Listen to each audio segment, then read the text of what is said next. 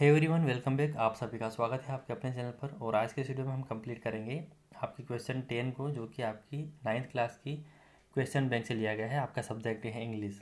इसमें हमने आपको बताया था कि आपके जो एक्सट्रैक्ट होते हैं, आपने जो अध्याय पढ़े हैं उनमें से कुछ पंक्तियाँ ली जाती हैं, इनको हम एक्सट्रैक्ट या अंश या भाग कहते हैं।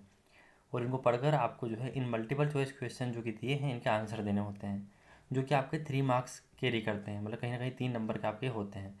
वहीं ऐसे आपकी जो पोएम आपने रीड करी है उनमें से भी एक्सट्रैक्ट पूछे जाते हैं, और उनमें भी ऐसे आपको क्वेश्चन पूछे जाते हैं जो कि मल्टीपल चॉइस क्वेश्चन होते हैं, एमसीक्यू टाइप के, जो कि आपको यहाँ पर ही दिख रहे हैं। ये पंक्तियाँ दी हुई आपकी पोएम से। हम यहाँ पर क्या करेंगे आज, हमने अभी तक जो है पिछले वाले वीडियो में पहला एक्सट्रैक्ट कंप्लीट किया, फिर सेकंड कंप्लीट किया एक ही वीडियो में। और यही जो सेकंड पैसेज आपका दिया है, इसके आंसर के साथ साथ जो थर्ड पैसेज है वह भी आपका यही है। जो सेकंड पैसेज और थर्ड पैसेज आपका वही है, कोई अंतर नहीं है। लेकिन यहाँ पर जो इनके मल्टीपल चॉइस क्वेश्चन है उनको बदल दिया गया है, मतलब एक ही पैसेज में से 6 क्वेश्चन बना दिए गए हैं। पिछले वाले में 3 और इस बाद वाले में 3। तो यहाँ पर पूछा गया what made Isabel suspect Evelyn hearing ability, यानी जो इवेलिन नहीं सुन पा रही थी, उसकी जो सुनने की जो एबिलिटी है, क्षमता है, उसको लेकर इजाबेल को सस्पेक्ट कैसे हुआ, मतलब संदेह कैसे हुआ। तो यहाँ पर आप देखिए, they called her name and she did not move, उन्होंने उसका नाम पुकारा और वह मूव नहीं हुई, मतलब हिली नहीं। तो she did not hear her name, जब वह अपना नाम नहीं सुन सकी और किसी प्रकार की प्रतिक्रिया उसने नहीं दी, तब जाके उनको संदेह हुआ था कि इसमें कुछ हियरिंग यानी सुनने की एबिलिटी में कुछ ना कुछ प्रॉब्लम है। Evelyn headmistress advised her parents to consult a specialist because she did not score good marks. तो इवेलिन्स की जो हेड मिस्ट्रेस है उन्होंने एडवाइस किया था इसके माता पिता को कि आपको जो है एक अच्छे स्पेशलिस्ट को दिखा लेना चाहिए, क्योंकि जो इसके स्कोर्स है वह अच्छे नहीं थे। तो यह बात सत्य है? तो हाँ सत्य है। क्यों, कैसे पता चला? पैसेज में आपको इसलिए पढ़ के इसमें नहीं दिखा रहा हूँ क्योंकि हमने ये पैसेज पहले वाले वीडियो में पढ़ लिया है। आप जाके प्लेलिस्ट चेक कर सकते हैं। मैंने unseen passage, note making, summary, extract, to as directed, fill in the blanks, everything जो आपको चाहिए आपको चैनल पर मिल जाएगा। बस आपको प्लेलिस्ट चेक करना है। प्लेलिस्ट की लिंक आपको डिस्क्रिप्शन में मिल जाएगी, साथ में आप टेलीग्राम चैनल की लिंक ज्वाइन कर सकते हैं। उसमें भी आपको हर वीडियो के अपडेट मिल जाएंगे जो कि मेरे द्वारा प्रोवाइड किए जा रहे हैं। तो यहाँ पर हेड मिस्ट्रेस ने यहाँ पर अर्ज किया था, उनसे कहा था कि आप इसको स्पेशलिस्ट के पास ले जाइए। और उसका कारण क्या था?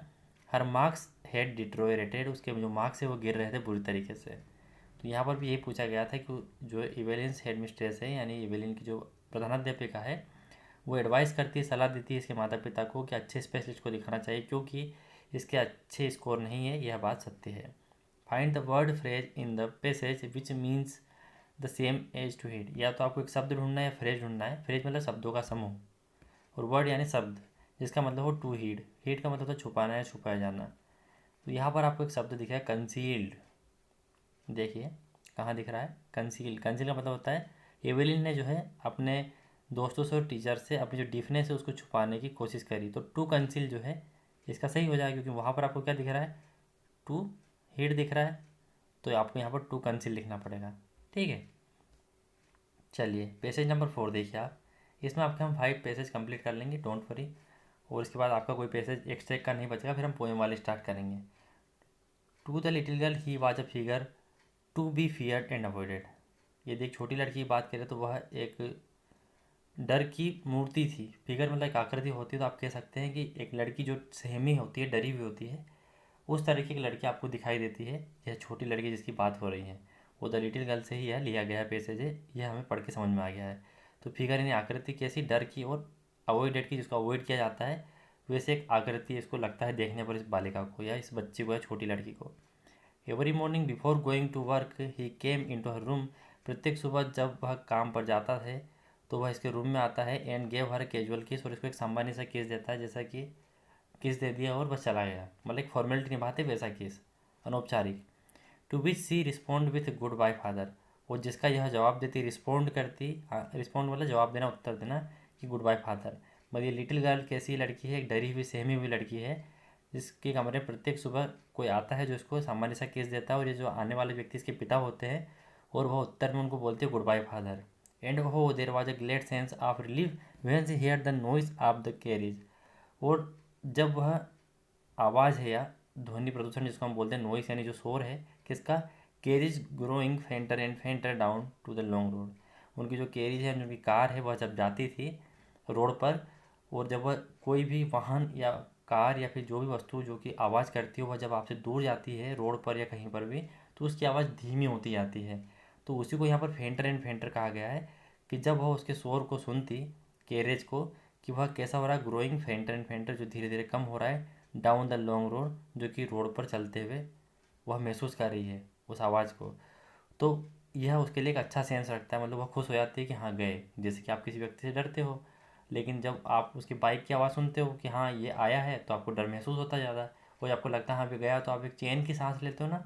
वैसे इसको एक ग्लेड सेंस से रिलीफ होता था, एक चैन की सांस महसूस होती थी जब वह इस शोर को सुनती थी कि यह धीरे धीरे कम हो रहा है, मतलब पिताजी अब चले गए हैं। The little girl feared and avoided, जो लिटिल गर्ल वह किससे डरी हुई थी और किससे सहमी हुई थी, तो उसके पिता से। माता की और ग्रैंड मदर की बात यहाँ पर नहीं की गई है। हर फादर विजिटेड हर, उसके पिताजी उसको कब मिलने आते थे, तो every morning before going to work, यानी प्रत्येक सुबह जब वह काम पर जाते थे, तो in morning. Find out the word from the passage which means answered, आपको इस पैसेज में से वह शब्द ढूंढ निकालना है जिसका मतलब होता है आंसर्ड, इसका मतलब होता है उत्तर। और आप सभी को मैंने फोकस देकर बताया था, रिस्पॉन्ड मतलब जवाब देना है, उत्तर देना। तो आंसर का मतलब यहाँ पर ये शब्द हो जाएगा रिस्पॉन्ड, जिसका मतलब होता है कि उत्तर देना। दोनों के सिमिलर अर्थ होते हैं। पेसेज नंबर 5 आपका एक्सट्रैक्ट का अंतिम पेसेज है, इसको आप ध्यान से सुनिए, आंसर ऑटोमेटिक हो जाएंगे। आप डायरेक्ट भी छाट कर लिख सकते हैं पेसेज को बिना पढ़े, लेकिन यदि आप थोड़ा सा एक बार देख लेंगे तो आपको गलत आपके आंसर होने की संभावना बहुत कम हो जाएगी। For reason I have never been able to understand, किस कारण से मैं कभी नहीं समझ पाया। A sudden demand of tamarind seeds erupted in the market, कि अचानक से जो है इमली के बीजों की जो डिमांड है, मांग है, वह बढ़ चुकी थी मार्केट में। I use to collect the seeds and sell them to a provision shop on mosque street, यानी जो मस्जिद वाली गली है उसमें एक प्रोविजन शॉप थी, यानी जो सामान्य सा जिस पर सामान मिलता हो, उस वाली दुकान पर इन सीड्स को बेचा करता था। यूज टू कलेक्ट मतलब इकट्ठा करके सेल किया करता था एक प्रोविजन शॉप पर, जो कि कहाँ थी, मस्जिद वाली गली में।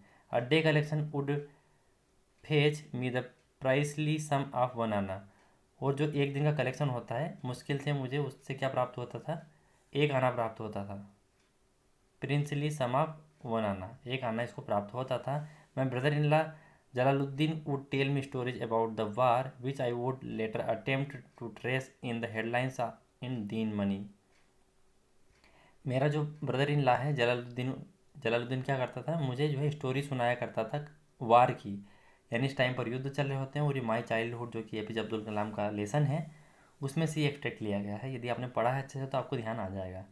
तो यहाँ पर इनका जो ब्रदर इन लॉ है जलालुद्दीन, वह हमेशा जो वार चल रहे थे उस टाइम पर उसकी कहानी इनको सुनाते रहते थे। Which I would later attempt, जिनको मैंने बाद में कहाँ अटेम्प्ट किया, कहाँ पढ़ा, to trace in the headline in Dinamani, जो दीन मनी अखबार होता है उनकी हेडलाइन पर इन्होंने इस वार के बारे में पढ़ा।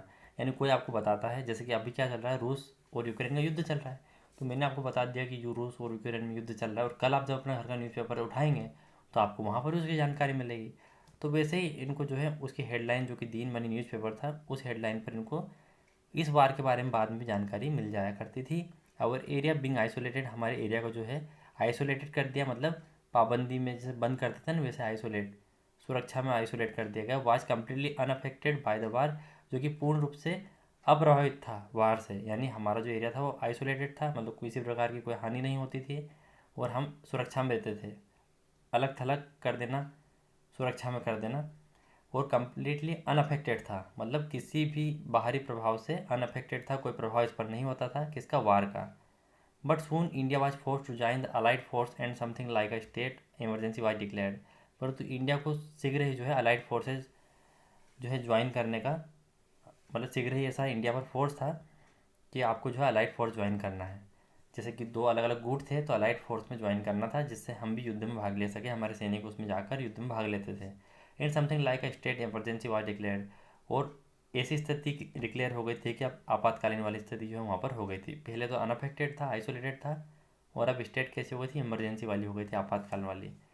तो फ्रॉम विच लेसन द एबो पैसेज हैज़ बिन टेकन, यानी कौन से पार्ट से यह पैसेज लिया गया है ऊपर वाला, तो माई चाइल्डहुड, जो कि एपीजे अब्दुल कलाम के द्वारा उनकी ऑटोबायोग्राफी में लिया गया है। Abdul Kalam earn money by selling, Abdul Kalam जो है पैसे कमाते थे क्या बेचकर, तो टेमरिन सीड्स, यानी कि इमली के बीज। Use and sell provision shop, यहाँ पर पता चल जाएगा। दीन मनी वाज, दीन मनी क्या है, एक न्यूज़पेपर है। Trace in the headline in the Deen money.